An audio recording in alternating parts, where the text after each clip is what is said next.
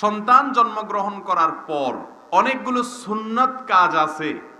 এর মধ্যে থেকে একটা মিষ্টি সুন্নত আমাদের মধ্যে আছে, সেটা হলো আকিকা। গোশত খাওয়া যায়, খাওয়ানো যায়, একটা মজার সুন্নত। এটা ছাড়া আর ম্যাক্সিমাম সুন্নতগুলো আমাদের সমাজে এখন আর নাই, মানুষ জানেও না। যেমন সন্তান জন্মগ্রহণ করার পর তার জন্য একটা সুন্দর নাম রাখা। সুন্দর কি রাখা? নাম রাখা। মনে রাখবেন, সন্তান অমানুষ হওয়ার জন্য যত বিষয় দায় আছে, এর মধ্য থেকে তার নামের কিছু না কিছু প্রভাব, অল্প হোক বিস্তর হোক, তার মধ্যে আছে, থাকে। এখন আজকাল নাম সব টালটু, বল্টু, নান্টু, রিঙ্কু, পিঙ্কু, জন্টু, এমন এমন নাম, এমন এমন শব্দ, যে শব্দগুলো শুনলেও মনে হয় যে অস্থির অস্থির লাগে। ঠিক না? ঠিক। মনে কোনো শান্তি আসে না। সবাই এখন নতুন নাম খুঁজে, পুরান নাম কেউ রাখতে রাজি না। আব্দুল্লাহ, আব্দুর রহমান সবচেয়ে উত্তম নাম। এই নামগুলাতে এখন আর মানুষ নাম রাখতে চায় না। বলে যে আব্দুল্লাহ নাম রাখতে বললে বলে যে অমুক খালাতো ভাইয়ের নাম আব্দুল্লাহ আছে, তো খালাতো ভাইয়ের নাম থাকলে সমস্যা কি? আরাবিয়ানরা একই পরিবারের 3-4টা ছেলে, সবগুলার নাম আব্দুল্লাহ রাখে। একটার নাম রাখে আব্দুল্লাহ আউয়াল, আরেকটা আব্দুল্লাহ সানি, আরেকটা আব্দুল্লাহ সালেস, আরেকটা আব্দুল্লাহ রাবে, আব্দুল্লাহ 1, 2, 3, 4 এইভাবে নাম রাখে। বাপের নামও আব্দুল্লাহ, অনেক সময় ছেলে দাদার নামও আব্দুল্লাহ, অনেক সময় নাতির নামও কি আব্দুল্লাহ। আর আমাদের দেশে আনকমন নাম খুঁজে, আমকরণ নাম খুঁজতে খুঁজতে খুঁজতে এখন খিনজির নামেও রাখে, কোরআনে পাইলেই রাখে।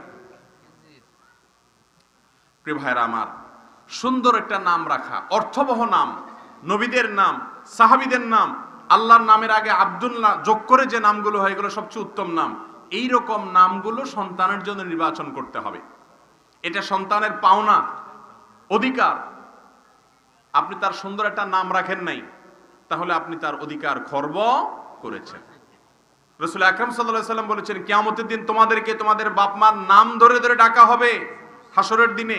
অতএব তোমরা সন্তানদের জন্য সুন্দর অর্থবহ নাম রাখবা। এই টালটু, বল্টু, নান্টু এই সমস্ত শয়তান নামার্কা নাম রাখা যাবে না। এটা হলো সন্তান জন্মের পরে করণীয় কাজগুলোর ভিতরে একটা কাজ। আরেকটা হলো তাহনিক। এটা তো পুরাই বিদায় হয়ে গেছে। তাহনিক জানেন আপনারা? তাহনিক এটা সুন্নাত, অথচ তাহনিক কি জানেনি না।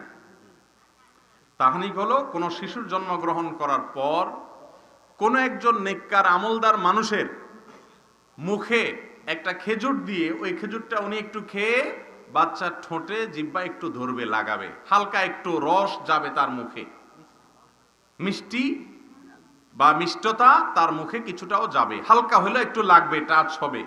এটাকে বলা হয় তাহনিক। সাহাবা একরাম তাদের বাচ্চা হলে প্রিয় নবীর কাছে নিয়ে আসতেন। নবী করিম সাল্লাল্লাহু আলাইহি সাল্লাম খেজুর খেয়ে চাবিয়ে বাচ্চার মুখে একটু লাগাই দিতেন। এটার নাম কি? তাহনিক। এই তাহনিক সুন্নাত হারিয়ে গেছে। কাউকে না পাইলে পরিবারের সদস্যদের মধ্যে একজন মুত্তাকি, পরহেজগার, নেক আমলদার যে তুলনামূলক ভালো, তাকে দিয়ে তাহনিক করাবেন। বাচ্চা জন্মের পরে আরেকটা গুরুত্বপূর্ণ সুন্নাহ হলো তার জন্য দোয়া করা। এটা তো আরো হারিয়ে গেছে, নাই। হাসান এবং হুসাইন রাদিয়াল্লাহু তাআলা আনহুমা, প্রিয় নবী সাল্লাল্লাহু আলাইহি সাল্লামের দুইজন দৌহিত্র, তাদের জন্মের পরে নবীজি তাদের জন্য একটা দোয়া করেছেন। কি দোয়া? দোয়া হলো, আল্লাহুম্মা ইন্নী উঈযুকুমা মিনাশ শাইতানির রাজিম আও মিন হামাযাতিশ শায়াতিন।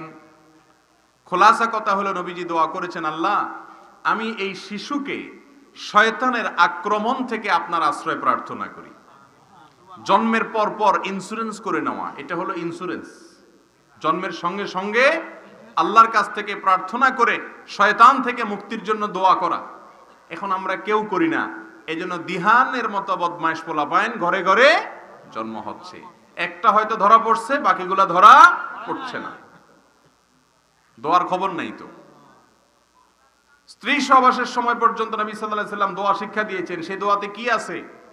সে দোয়াতে একই কথা বলা আছে, আল্লাহ নব অবগত যে সন্তান আসবে, এর মাধ্যমে, মিলনের মাধ্যমে, সেই সন্তান যেন শয়তানের অ্যাটাক থেকে, আক্রমণ থেকে নিরাপদে থাকে। এখন দোয়া তো পড়ি না আমরা কেউ, যা হচ্ছে সবগুলা শয়তানের আদার হয়ে বাইর হইতেছে। এই জন্য সন্তান জন্মগ্রহণ করার পর তাদের হকগুলো আদায় করতে হবে, আকিকা দিতে হবে, আজান দিতে হবে কানে, তারপরে চুলের ওজন পরিমাণ স্বর্ণ অথবা রূপা, এটাও তো জানেনই না, বেশিরভাগ মানুষ জানেই না।